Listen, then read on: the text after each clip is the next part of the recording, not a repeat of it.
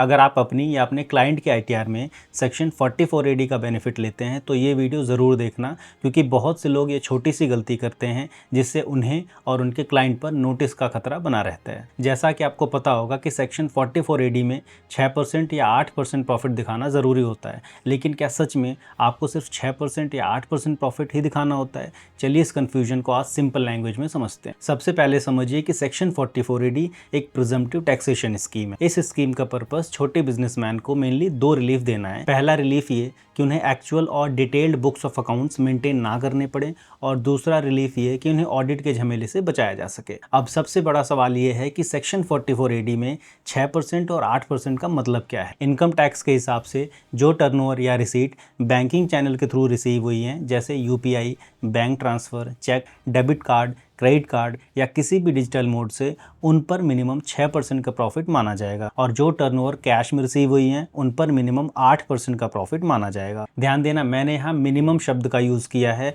और यही पॉइंट सबसे ज़्यादा लोग मिस करते हैं। बहुत लोग समझते हैं कि सेक्शन 44AD में एग्जैक्टली 6% या 8% का प्रॉफिट दिखाना होता है, लेकिन ये गलत है। सेक्शन 44AD सिर्फ मिनिमम प्रॉफिट प्रिस्क्राइब करता है, आप इससे ज़्यादा प्रॉफिट भी डिक्लेयर कर सकते हैं। अब बात आती है कि जब मिनिमम प्रॉफिट डिक्लेयर करके कम टैक्स देना पड़ रहा है तो ज़्यादा प्रॉफिट डिक्लेयर करके कोई ज़्यादा टैक्स क्यों ही देगा? देखो, आपका बिजनेस जिस भी इंडस्ट्री से रिलेटेड है, उस इंडस्ट्री में अगर सारे लोग एवरेज 20% का प्रॉफिट कमाते हैं और आप मिनिमम 6% या 8% का प्रॉफिट डिक्लेयर कर रहे हो, तो क्या इनकम टैक्स को डाउट नहीं होगा? फिर होता क्या है कि ऐसे केसेस में नोटिस आते हैं। तो भले ही आप बुक्स मेंटेन ना करते हो, लेकिन रफली आपको पता होता कि आपके बिजनेस का कितना प्रॉफिट मार्जिन है। तो अगर आप सेक्शन 44AD का बेनिफिट लेना चाहते हैं तो आपका एक्चुअल प्रॉफिट या 6% या 8%, इनमें से जो भी ज़्यादा हो वो प्रॉफिट डिक्लेयर करना चाहिए। अगर आपका एक्चुअल प्रॉफिट 6% या 8% से कम है या आपका लॉस है, तो उस केस में आपके लिए प्रिजम्पटिव टैक्सेशन नहीं बल्कि नॉर्मल बिजनेस इनकम रूट ज़्यादा बेहतर होगा, क्योंकि इस केस में अब आपको एक्चुअल बुक्स भी मेंटेन करने पड़ेंगे और ऑडिट भी करवाना पड़ेगा। अगर आप एक बिजनेस ओनर हैं